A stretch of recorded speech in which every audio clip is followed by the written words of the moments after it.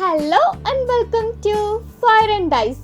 இன்னைக்கு நம்ம கருப்பு கொண்ட கடலையை யூஸ் பண்ணி ஒரு சூப்பரான ஈவினிங் ஸ்நாக்ஸ் ரெசிபி தான் பண்ண போறோம். இப்போ வாங்க நம்ம வீடியோக்குள்ள போலாம். நான் ஒரு கப் கருப்பு கொண்ட கடலை எடுத்திருக்கேன். இதை நல்லா வாஷ் பண்ணிட்டு ஓவர் நைட் நான் இதை ஊற வச்சிருக்கேன். இதை தண்ணி இல்லாம ஒரு மிக்ஸி ஜார்ல போட்டுடலாம்.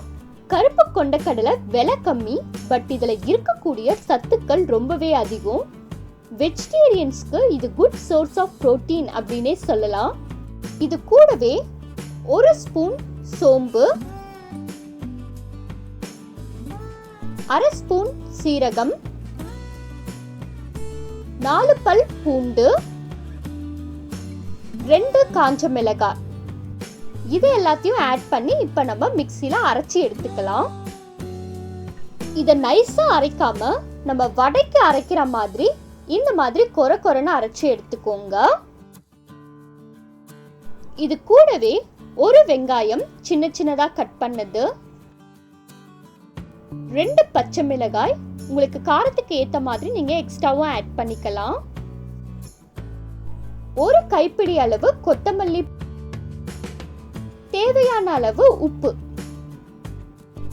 இது எல்லாத்தையும் ஆட் பண்ணி நல்லா மிக்ஸ் பண்ணிக்கலாம். இதுல நம்ம கொஞ்சமா மாவு எடுத்து இந்த மாதிரி ரவுண்டா உருட்டிக்கோங்க.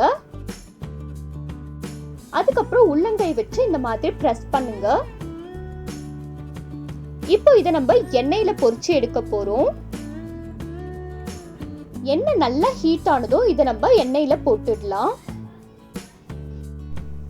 நல்ல பிரவுன் ஆனதும் திருப்பி போட்டு 2 சைடும் நல்ல பிரவுன் ஆனதும் இதை நம்ம எடுத்துடலாம். இதை நம்ம மீடியம் ஃப்ளேம்லயே வச்சு தான் சுடணும்.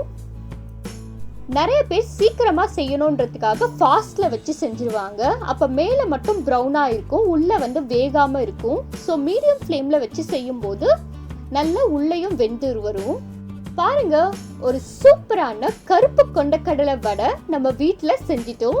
இது நீங்க ட்ரை பண்ணிட்டு எப்படி இருந்துச்சுன்ற உங்க ஃபீட்பேக்கை கமெண்ட்ல சொல்லுங்க. உங்களுக்கு இந்த வீடியோ பிடிச்சிருந்துச்சுன்னா லைக் பண்ணுங்க, உங்க ஃப்ரெண்ட்ஸ் அண்ட் ஃபேமிலியோட ஷேர் பண்ணுங்க. மறக்காம நம்ம சேனலுக்கு சப்ஸ்கிரைப் பண்ணிட்டு பக்கத்துல இருக்க பெல் பட்டன்ல ஆல் என்ற ஆப்ஷனையும் பிரஸ் பண்ணிக்கோங்க. தேங்க்ஸ் ஃபார் வாட்சிங் ஃபயர் அண்ட் ஐஸ்.